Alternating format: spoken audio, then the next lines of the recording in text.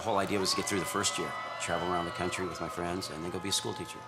And I couldn't book it traditionally because the agents didn't want to talk to me. They were still like, didn't want to do it. So we had like secret rendezvous meetings with like Jimmy and Fletcher down at Billabong, and everyone would go surfing and then meet up, and then just I'd convince them, and then they would tell their agents to book. We want to be on the tour. Or tracking Fat Mike down at South by Southwest in an alley, and telling him that I want you to do this. And then the band's starting to talk about it. And now, 15 years later, it's like that county fair that you want to come to your town, and your parents want to go see the pig races and the cows and the baking show. Well, this is about your lifestyle, and it comes to your town one time. When kids come up to you on the streets in Detroit at the shows now and say, thanks for bringing this to us. It's the one day where I don't have to hear people, you know, with as bad as the economy is everywhere. But those kids, my parents, I don't ever hear them fighting over money. I'm here with like-minded people. I'm not worried about getting my ass kicked by someone because my hair's green. It still goes on in this world. This is a place where I feel like safe and fun. And it was in downtown Detroit, potentially one of the most unsafe places for a suburban teenage kid. And they're having a great day. And I also like watching kids run up to their parents after the show. I got an autograph from Breathe Carolina and All Time Low. And the dad, you know, okay, Johnny, get in the car, come on, that's cool. But you know that parent, you know, 30 years ago was running up and saying the same thing about some band to their parent.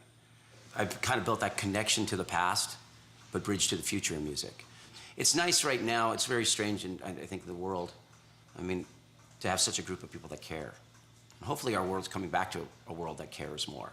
I think everyone became so greedy and selfish and things that they could barely function in life. I have more trouble existing in the real world than in this parking lot because you have so many people who care.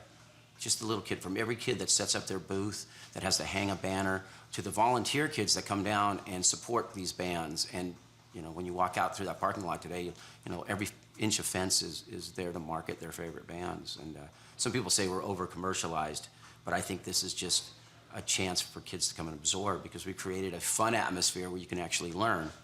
So you have so many nonprofits benefit from this. We were just going through our nonprofits, and I mean, this summer, just in little things in the parking lot, there was probably almost $750,000 raised for charities. You know, little things you don't really realize about the Warped Tour. Has won Best Independent Blood Drive in the country the last couple years. So then you have Keep Abreast, right? You know, that's a lot of charities have been started out here to write Love on His Arms. Some of the first exposure they got for Cutter Kids, and now that's grown into a big national charity. Keep Abreast for breast cancer awareness. You know, and PETA's very involved in the tour. And Amnesty International. It took me a long time to get them to come out and do the Warped Tour. They said, well, it's too crazy. There's too many crazy people out there. It's like too nuts. And now they say it's the best thing they do. We don't preach, but I think kids come and learn when they're having fun. I think we've taken fun out of life in a lot of ways for these kids. But if you put a great atmosphere, they come in here with an open mind. Or you don't. Some kids just come to run around in circles and smash into each other all day long, and that's cool too. I mean, it's a family. We all care about each other. I think it's a tour that people really care. I couldn't be on those tours. There's so many rock tours out there, and I was involved in them, where they have a countdown till it's over.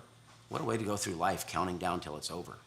If every tour, your whole life's based on counting down till something's over. Sometimes something's not going to be as good as the next thing, but I know guys who've been touring 25 years, and every time I see them, they're counting down till their next tour is over. It's no way to go through life.